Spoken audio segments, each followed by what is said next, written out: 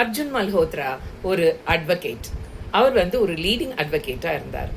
அர்ஜுனோட அப்பா ரமேஷ் மல்ஹோத்ரா, அவர் ஒரு பேராசிரியரா இருந்தார். அவர் இறந்த பின்பு அர்ஜுன் மல்ஹோத்ரா வீடு சுத்தம் பண்ணிக்கிட்டு இருந்தார். அப்போ ரமேஷ் மல்ஹோத்ராவோட ஸ்டடி ரூம்ல உள்ள டேபிள்ல ட்ரால நிறைய லெட்டர்ஸ் இருந்தது. அது என்ன லெட்டர்ஸ்னு ஒன்னொன்னா இந்த அர்ஜுன் படிக்க ஆரம்பிச்சார். அதுல ஒரு லெட்டர்ல ஒரு மாணவர் அதுல சொல்லியிருக்கார், நான் மேத்ஸ்ல ஃபெயில் ஆனேன், அப்போ நீங்க தான் எனக்கு உத்வேகம் கொடுத்தீங்க, நான் அதனால இப்போ இன்ஜினியரா இருக்கேன் அப்படின்னு சொன்னார். இன்னொரு மாணவர் இன்னொரு லெட்டர்ல சொல்லியிருக்காரு, நான் ஸ்வெட்டர் இல்லாம குளிர்காலத்துல நான் கஷ்டப்பட்டுட்டு இருந்தப்போ தன்னோட ஸ்வெட்டர் எடுத்து நீங்க கொடுத்தீங்க அப்படின்னு சொன்னார். அடுத்தது இன்னொரு மாணவர் சொல்லியிருக்காரு, நான் டிராப் அவுட் ஆக இருந்தேன், பணம் கட்ட முடியாம டிராப் அவுட் ஆக இருந்தேன், அந்த நேரத்துல நீங்க எனக்கு பணம் கட்டி ஃபீஸ் கட்டி என்னை படிக்க வச்சிங்க அப்படின்னு சொல்லியிருக்காரு. இப்படி விதவிதமான கடிதங்கள், ஒரு 30-40 கடிதங்கள் இருக்கும். அதை படிக்கிறாரு அர்ஜுன் மல்ஹோத்ரா. அர்ஜுனுக்கு அதை படிச்ச உடனே இந்த உலகத்துல நான் நிறைய புகழ் சம்பாதிச்சுட்டேன், நான் நிறைய செல்வம் சம்பாதிச்சுட்டேன், நான் பெரிய அந்தஸ்துல இருக்கேன் அப்படின்னு நினைச்சிட்டு இருந்தார். ஆனா உண்மையான செல்வம், உண்மையான மரபு வழி செல்வம் என்னங்கிறது உணர ஆரம்பிச்சார். தன் தந்தை இந்த மக்களுக்கு எவ்வளவெல்லாம் செஞ்சிருக்காரு, இந்த மாணவர்கள் சமுதாயத்துக்கு எவ்வளவு செஞ்சிருக்காருன்றத உணர ஆரம்பிச்சார். இப்படிதான் ஒவ்வொரு டீச்சருமே தன்னுடைய வாழ்க்கையில எக்கச்சக்கமான அனுபவங்களோடு இருக்கிறாங்க. ஒரு கேஜி டீச்சரா இருக்கட்டும், இல்லைன்னா ஒரு +2 டீச்சரா இருக்கட்டும், இல்ல ஒரு காலேஜ் டீச்சரா இருக்கட்டும், யார் வேணா இருக்கட்டும். ஆனா அவங்க ரோல் மிகவும் கடினமானது. கேஜி டீச்சரா இருந்தா அந்த குழந்தைக்கு வந்த உடனே அக்ஷரம் சொல்லி கொடுக்கறதுல இருந்து அந்த டீச்சரோட வேலை ஆரம்பிக்குது. அது மட்டும் இல்ல, டாய்லெட் போறதுல இருந்து எல்லாமே அந்த டீச்சர் சொல்லி கொடுக்குறாங்க. அம்மா அப்பா சொல்லி கொடுத்து தான் அனுப்புறாங்க. அது மட்டும் இல்லாம அந்த டீச்சர் பெரிய ரோலை பிளே பண்ணிட்டு இருக்காங்க.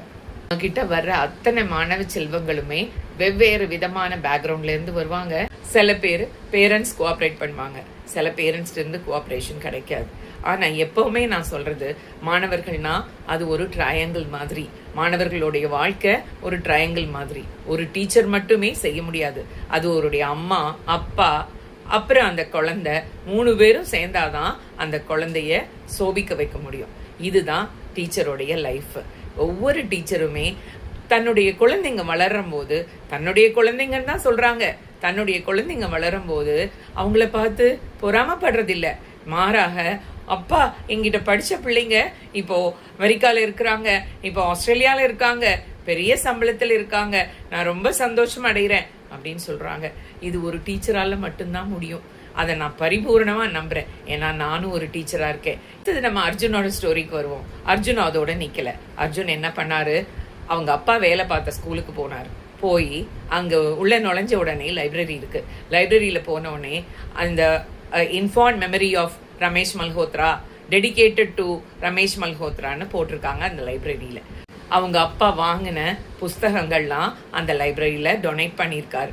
அது மட்டும் இல்ல, ஒரு மாணவன் ஓடி கேக்குறான், நான் கூட உங்களை மாதிரி லாயர் ஆக முடியுமா அப்படின்னு கேக்குறான். நிச்சயமாக முடியும், ஆனா உன்னோட முயற்சியை விடாம இருந்தேன்னா, நீ கிவ் அப் பண்ணாம இருந்தேன்னா நிச்சயமா என்ன மாதிரி நீயும் பெரிய ஆளாக முடியும் அப்படின்னு. அது மட்டும் இல்லாம அர்ஜுன் என்ன பண்றாரு, போய் அந்த ஸ்கூல் அடிக்கடி விசிட் பண்றாரு. அங்குள்ள மாணவர்களுக்கு எல்லாம் உத்வேகத்தை கொடுக்கற மாதிரி மோட்டிவேஷனல் ஸ்பீச் கொடுக்குறாரு. என்னென்ன கஷ்டங்களை அந்த மாணவர்கள் ஃபேஸ் பண்றாங்களோ அவங்களுக்கு தன்னால இயன்ற உதவிகளை செய்யறாரு. இந்த வீடியோவை நான் என்னுடைய மென்டார்ஸுக்கு டெடிகேட் பண்றேன். ஏன்னா ஒரு டீச்சர் பிறக்கும் போதே டீச்சரா இல்ல, அவங்கள செதுக்குறாங்க. அவங்களுடைய பள்ளிக்கூடத்துல, அவங்க வேலை பார்க்குற பள்ளிக்கூடத்துல எல்லா மென்டார்ஸும் சேர்ந்து செதுக்குறாங்க. என்ன கூட அப்படிதான் செதுக்கியிருக்காங்க. நான் சந்தோஷமா சொல்லுவேன், இந்த வீடியோவை என்னோட மென்டார்ஸ் எல்லாத்துக்கும் டெடிகேட் பண்ண. ஒரு மனிதன் விட்டு செல்வது அவனுடைய உண்மையான மரபு செல்வம் இல்லை, ஆனா அவன் ஒவ்வொருத்தர் வாழ்க்கையிலையும் நம்பிக்கையை விதைக்கிறது தான் அவருடைய முக்கியமான செல்வமா நான் கருதுறேன். தேங்க்யூ. இந்த ஸ்டோரி பிடிச்சிருந்ததுடா லைக் பண்ணுங்க, ஷேர் பண்ணுங்க, சப்ஸ்கிரைப் பண்ணுங்க. திருப்பியும் அடுத்த வீடியோல நான் சந்திக்கிறேன். நன்றி, வணக்கம்.